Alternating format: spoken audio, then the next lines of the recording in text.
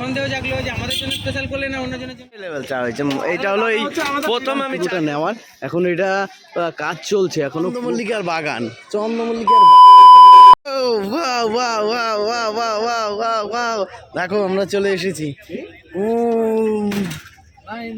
নবদ্বীপ।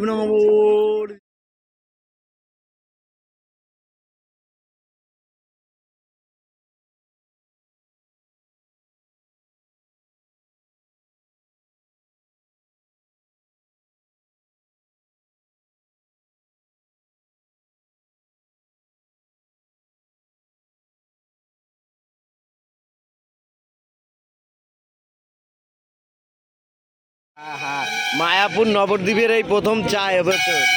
এটা হলো নবদ্বীপ মায়াপুরের চা।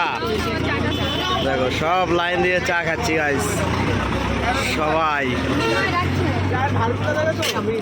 চায়ের ভারগুলো কিন্তু সেই ঠান্ডার মধ্যে চা।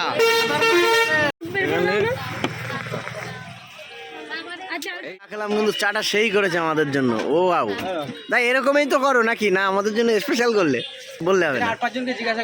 আচ্ছা আমরা তো যাই না ওই জন্য সন্দেহ জাগলো যে আমাদের জন্য স্পেশাল করলে না অন্য জনের জন্য।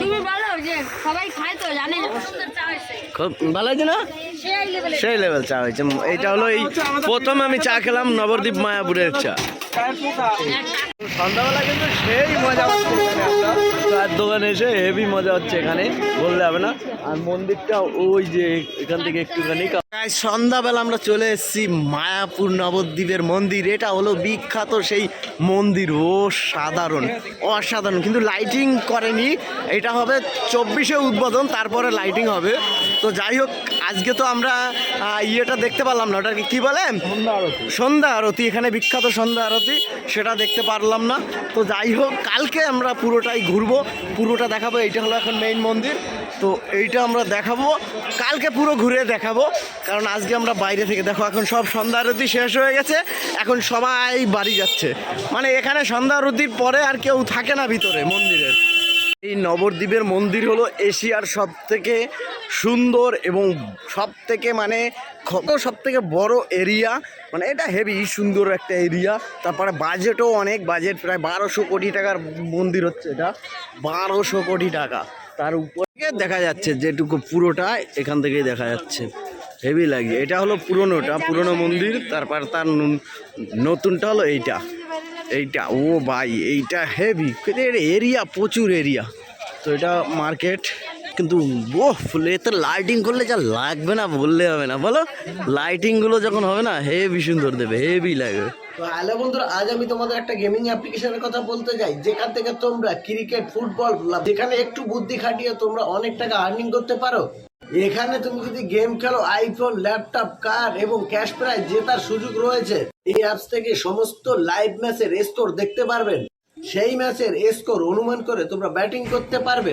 যেমন কোন টিম হারবে, কোন টিম জিতবে, কোন প্লেয়ার সর্বোচ্চ স্কোর করবে, একটু অনুমান করে ব্যাটিং করতে পারবে। রেজিস্টার করার সময় আমার দেওয়া প্রোমো কোড বুড়ো এসআরকে ব্যবহার করলে প্রথমবার ডিপোজিটে 33,000 টাকা পর্যন্ত পেয়ে যাবে।